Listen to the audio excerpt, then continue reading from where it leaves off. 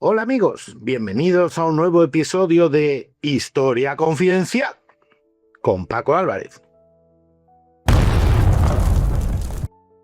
Bueno, y pensáis que qué hago hoy con un casco inglés de la Segunda Guerra Mundial y bueno, y detrás una bandera inglesa real, de las que, por cierto, está prohibido utilizar esa bandera en Gran Bretaña. Bueno, tengo por aquí también la Union Jack capturada, no, la Union Jack a secas.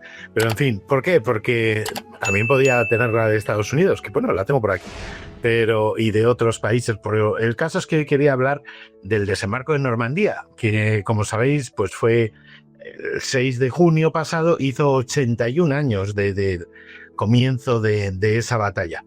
Que yo creo que si el canal funciona y todos los años y continúa más años, todos los años me gustaría recordar la batalla de Normandía, el desembarco de Normandía, el principio del fin del dominio nazi sobre Europa, una batalla que yo creo que verdaderamente cambió el curso de la guerra en todos los sentidos y ayudó a liberar la parte occidental europea, por lo menos de lo que había sido pues el terrible mandato de los nacionalsocialistas sobre Europa. En fin.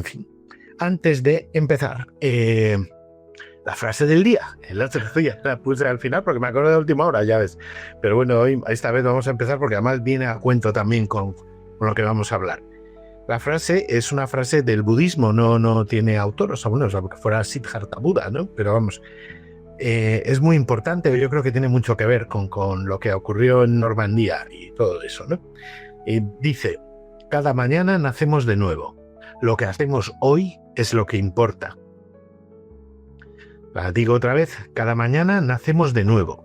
Lo que hacemos hoy es lo que importa. Efectivamente, si ese día vas a comenzar la liberación de Europa, desde luego que importa. En fin.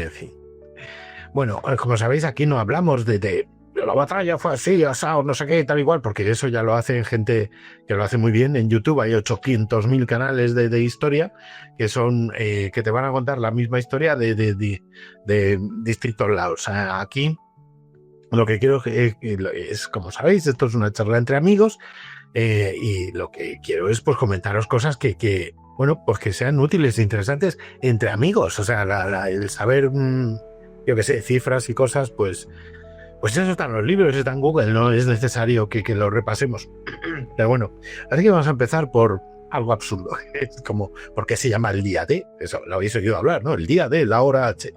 Pues el día D, fíjate que todavía hay un debate sobre eso. Por ejemplo, mira, el cajón de Grison, que es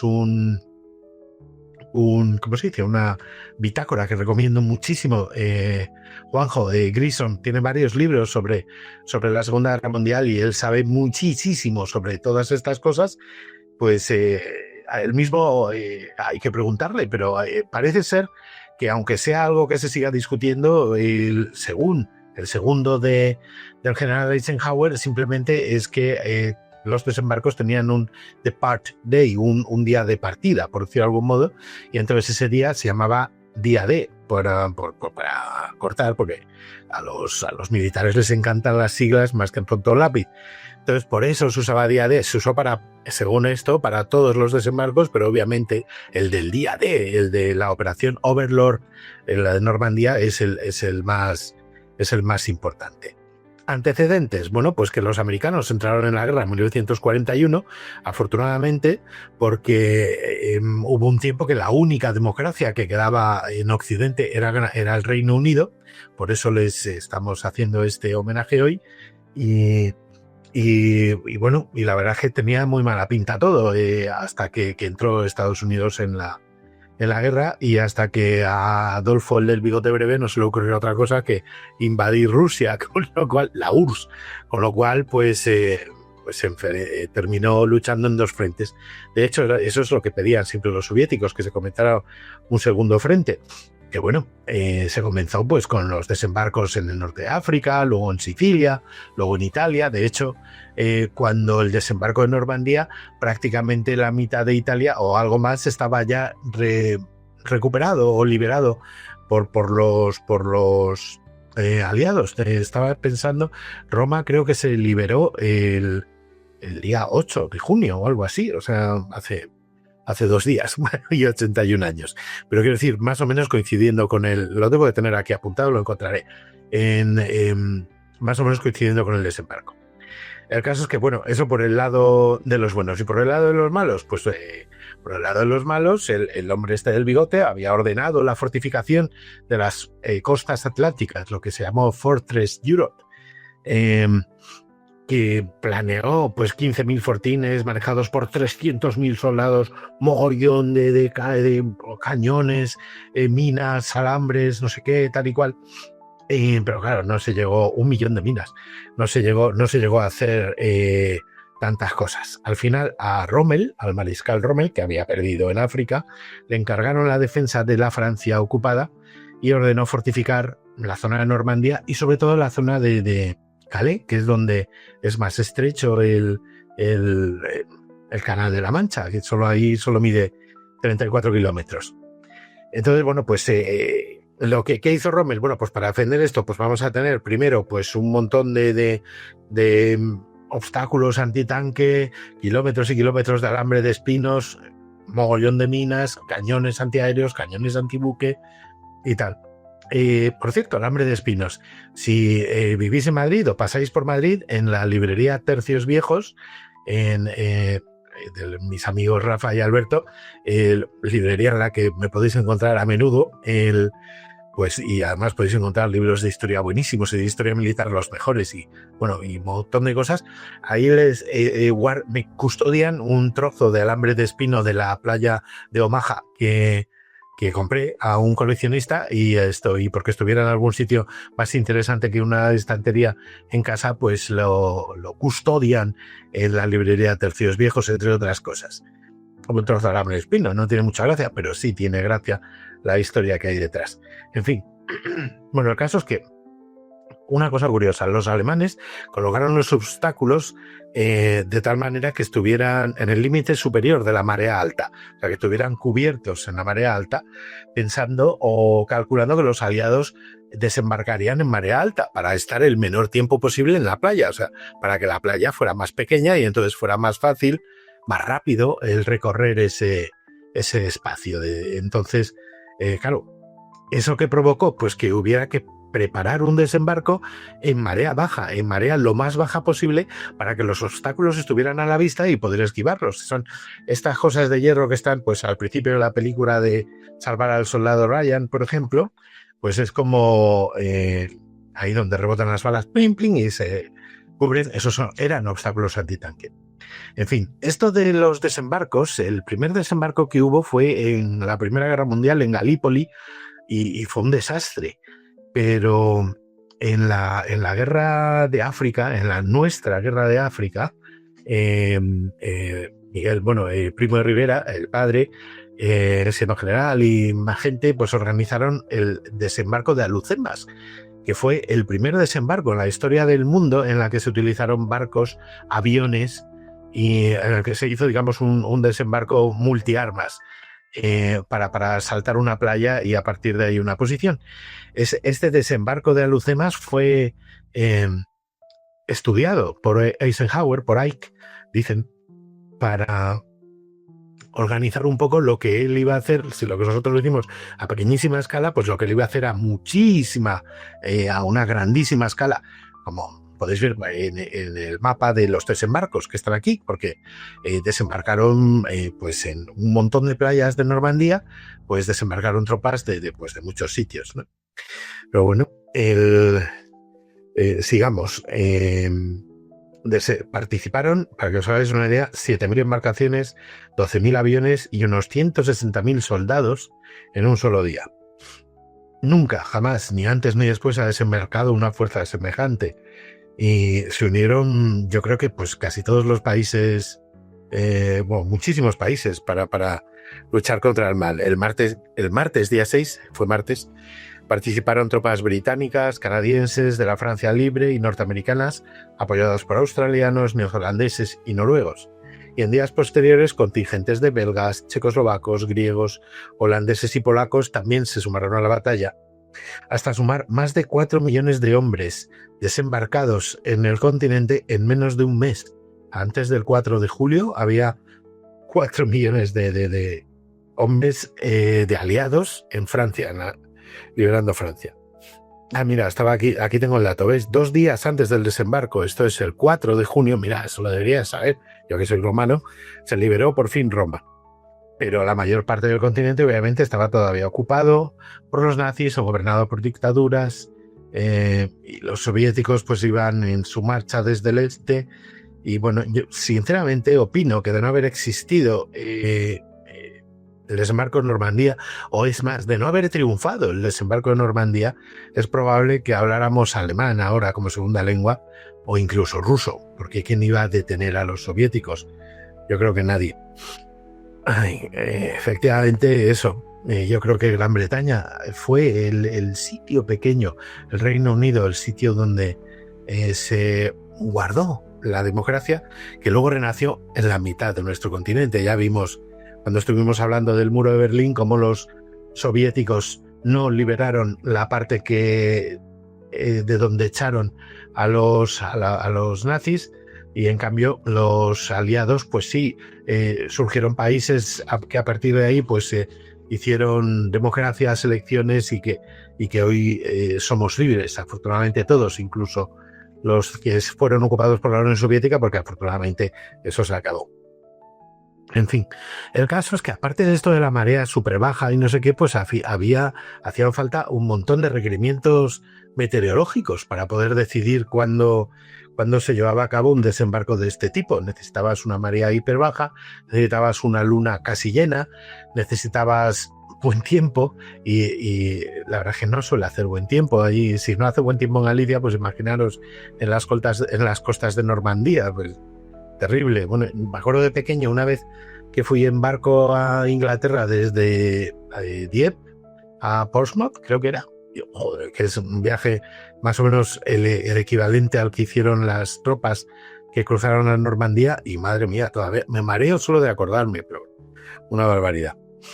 El caso es que, bueno, pues solo había, en teoría, o según el Meteosat, que no había Meteosat obviamente entonces, 9 días de mayo y de junio en total, o sea, 9 días entre mayo y junio en los que se cumplieran esos requisitos de la luna casi llena o llena, la marea súper baja, etcétera, etcétera. Y aparte necesitabas que la marea estuviera baja, pero el desembarco tenía que ser cuando estuviera en su punto más bajo y empezara a subir, para que luego, cuando llegara la segunda oleada, con la logística, los apoyos y todo lo demás, entonces hubiera una marea alta y pudieran llegar digamos, los suministros a las tropas de manera más fácil. Bueno, el caso es que estaba previsto que tuviera lugar el día 5 de junio, no el 6. Pero al final, pues el día 5 estaba todo fatal el tiempo, y los meteorólogos le anunciaron a Ike Eisenhower, que Eisenhower era el general de todo, ¿no? El SAF, esto que, ese ruido es porque tengo una llave, la llave que abrió Normandía. Siempre estoy jugando alguna tontería, si os fijáis, pero bueno, en fin. El caso es que le dijeron que se iba a abrir una ventana que cumplía todos los requisitos el 6 de junio, entonces se lanzaron. Pero las tropas estaban, muchas de ellas, en los barcos desde el día 5. Y luego, por supuesto, el día 6 a las 6:30 de la mañana fue cuando desembarcaron. Pero la noche antes empezó el desembarco aéreo, ¿no? Del que, bueno, ahora hablamos, porque es que realmente el plan en la cabeza de los generales siempre suena muy bien. Es, pues vamos a lanzar un montón de paracaidistas detrás de las líneas enemigas para que desde allí ellos avancen hacia la playa, y nosotros luego, cuando desembarquemos en la playa, pues conectamos con ellos y tal igual, y ellos pues se dedican pues a evitar que los alemanes tiren puentes, cosas así. Bueno, perdón. Ay. Y que el ruido lo pone Juan, ¿eh? En fin, y esto, y claro, pero, y por supuesto bombardeamos toda la zona con nuestros 800.000 aviones y con nuestros 800.000 barcos, y eso va a quedar estupendo y no sé qué, y bueno, y vamos a desembarcar y ahí no va a pasar nada. Bueno, pues el tema de los Paracas fue un desastre. Miles de ellos murieron siendo arrojados detrás de las líneas enemigas. disparados mientras caían del cielo, o muchas veces ahogados en marismas que había en la zona, enredados en sus propios paracaídas. Y luego la inmensísima mayoría terminaron fuera de sus zonas. Paracaidistas realmente era la 82, y luego estaba la 101 Aerotransportara, que eran planeadores, y la sexta británica, que eran también planeadores. Bueno, un total desastre. Y luego, en la playa más heavy, donde de las combates más heavy, fue la de Omaha, porque que es la de Salvar al Soldado Ryan, que es sin duda la película que hay que ver, esa, y El Día Más Largo. El Día Más Largo además tiene un montón de footage el barbarismo, de imágenes que son reales de la época del momento del desembarco. En la playa de Omaha había más corriente de la que tenían prevista, y de los 29 tanques que tenían que desembarcar en la primera oleada solo desembarcaron 2, el resto se unieron, y la mayoría de los infantes pues fueron destrozados por las ametralladoras enemigas.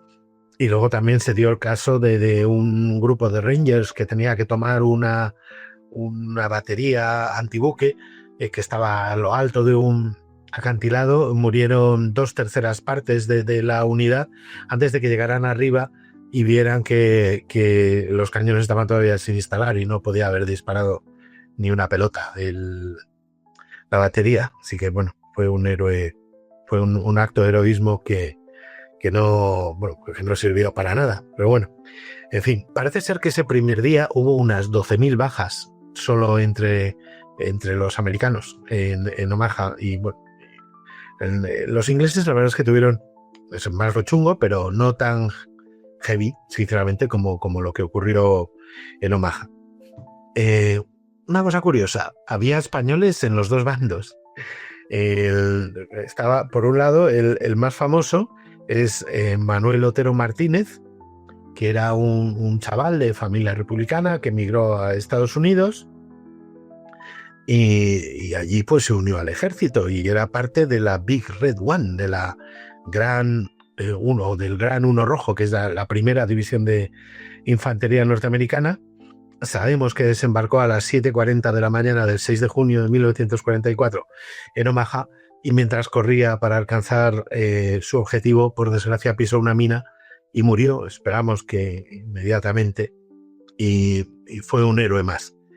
Fue enterrado en Normandía junto con sus compañeros, pero en 1948 sus restos fueron reclamados de algún modo por su pueblo, en Galicia, Serra de Outes, que estoy seguro que estarán orgullosísimos del héroe que nació en su pueblo.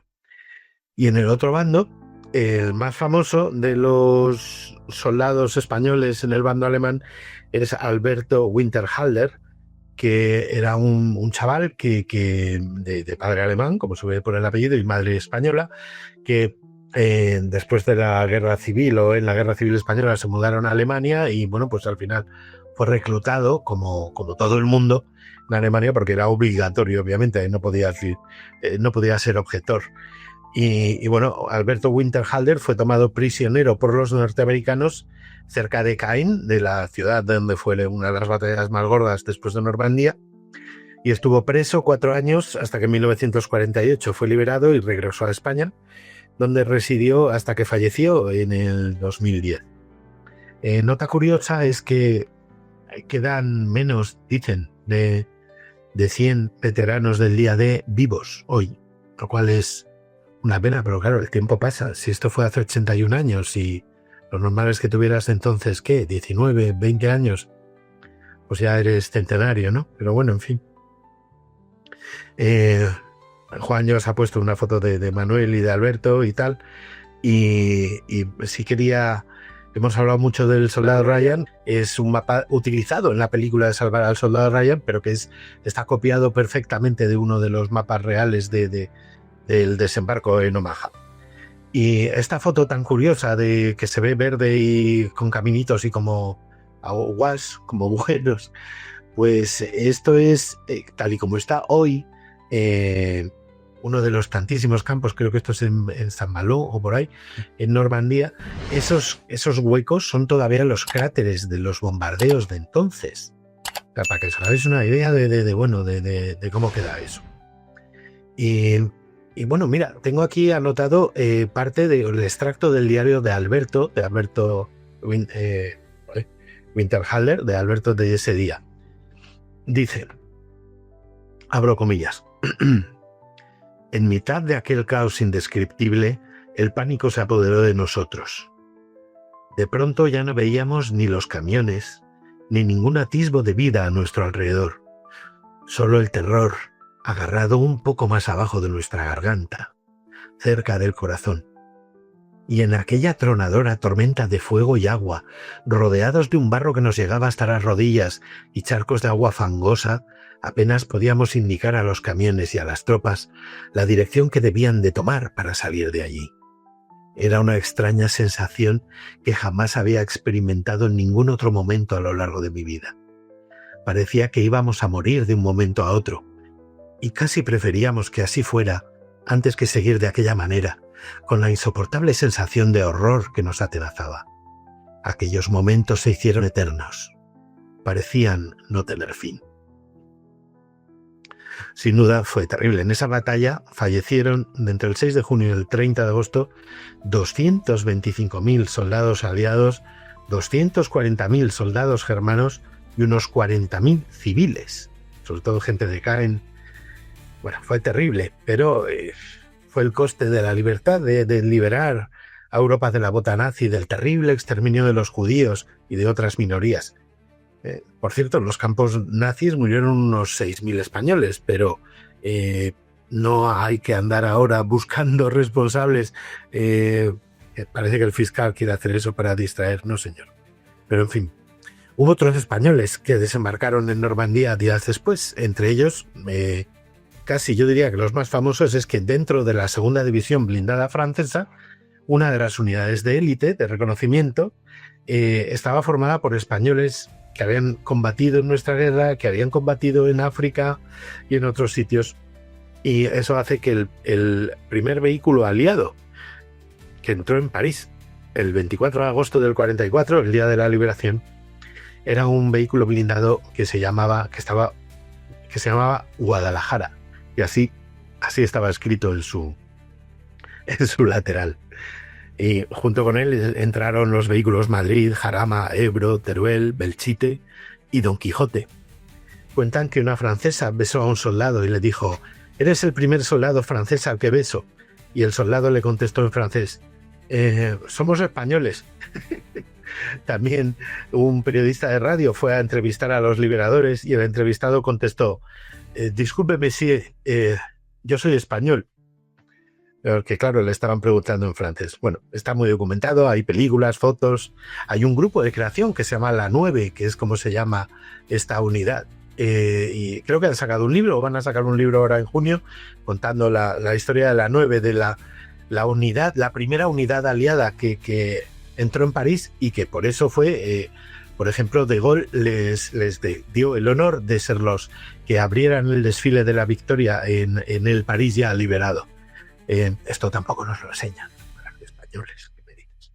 En fin, algo muy importante para poder conseguir esta victoria fue que se rompieran los códigos alemanes, que todo el tema de Enigma, la máquina esta, y el origen de la informática tiene que ver muchísimo con esto. O sea, los alemanes tenían una máquina de claves que se llama Enigma, que tenía un montón de rodillos, que cambiaba la clave cada vez.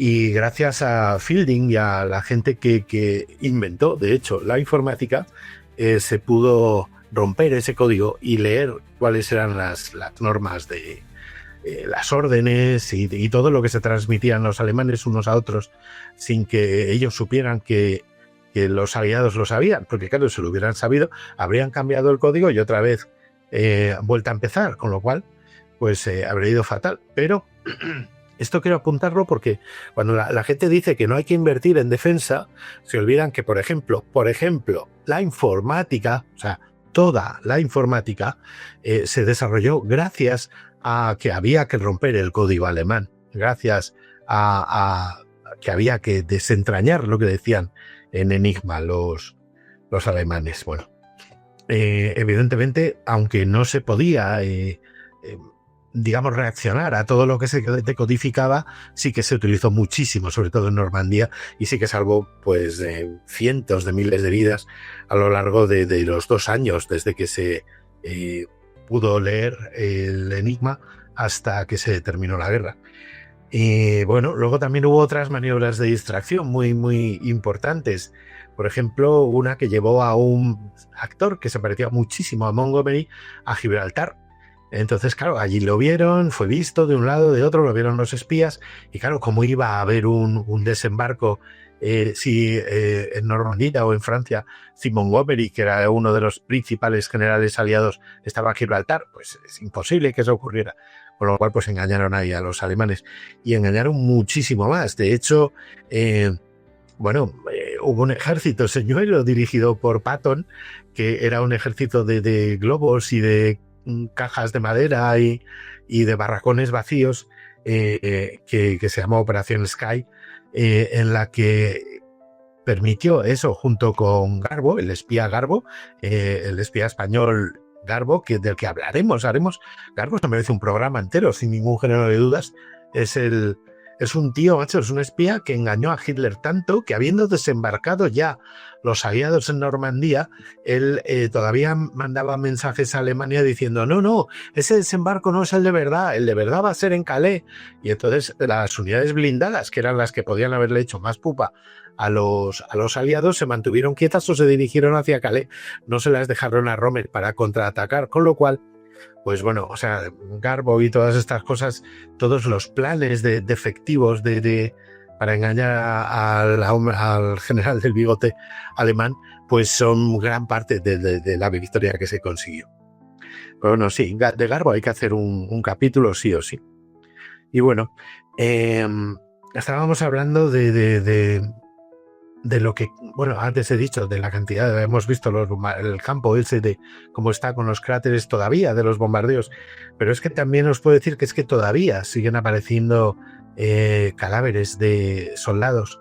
Hace un par de años, por ejemplo, me acuerdo que apareció un paracaidista alemán que se llamaba Alfred Gardner, que había sido dado por desaparecido el 6 de junio del 44, porque lo pudieron identificar su esqueleto gracias a la chapa al Dochtag, al Signaculum, que decíamos los romanos, que todavía portaba su cadáver. En Normandía hay un cuerpo militar formado por americanos, ingleses, alemanes y no sé si canadienses también, que se encargan de rendir honores cada vez que aparece uno de estos héroes combatientes en Normandía, y que son enterrados en esos tremendos cementerios que los que no habéis estado en Normandía, pues los hemos visto en lo de salvar al soldado Ryan, lo estamos viendo aquí. Y a mí me llama mucho la atención también tumbas como una que dice aquí descansan en gloria honrosa, o aquí descansa en gloria honrada un camarada de armas conocido solo por Dios, soldado desconocido, por decirlo de algún modo, y en la cruz está grabado, ¿no? Pues su final. Es muy curioso que han caído ahí tantos desde en el 44, restos de bombas, proyectiles, trozos de metal, siguen apareciendo en la zona hasta el punto que la arena de las playas de Normandía se compone en gran parte de trozos microscópicos de metales provenientes de la batalla. Se calcula que solo en la mañana del día 6, 5.000 toneladas de municiones se arrojaron en la zona. Se ha hecho un mapa arqueológico de las aguas cercanas donde se siguen encontrando restos de lanchas, incluso de tanques, que nunca llegaron a la orilla. Así que bueno, me da mucha pena que quede tan poca gente, tan pocos héroes, ¿no? Larga vida a los héroes de Normandía, porque las pequeñas historias se perderán. Nadie recordará cómo los civiles le hacían la señal de la victoria a los mareados soldados que esperaban su turno en las lanchas amarradas en Portsmouth, o la dramática historia del batallón de Rangers que os conté, que conquistó una batería costera que todavía no tenía cañones.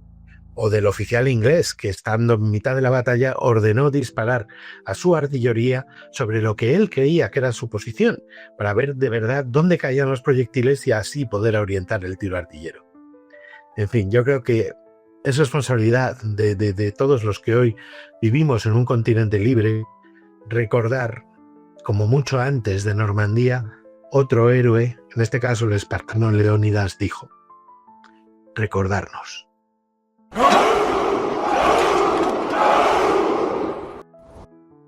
Y es una gran frase. Así que bueno, amigos, con esta escena de esta foto de casco en la playa, pues yo creo que podemos dejar aquí el capítulo de Normandía 81 años después. Y bueno, espero veros de aquí la semana que viene, amigos. Ya sabéis, suscribiros, recomendarme, dar like, etcétera, etcétera. Aquí estaremos dando guerra, en el buen sentido de la palabra, hablando de historia entre amigos. La historia que no nos han contado, contada como nos gustaría que nos la contaran. Así que bueno, pues ya sabéis, hazte romano. Nos vemos aquí, en Historia Confidencial. ¡Hasta luego!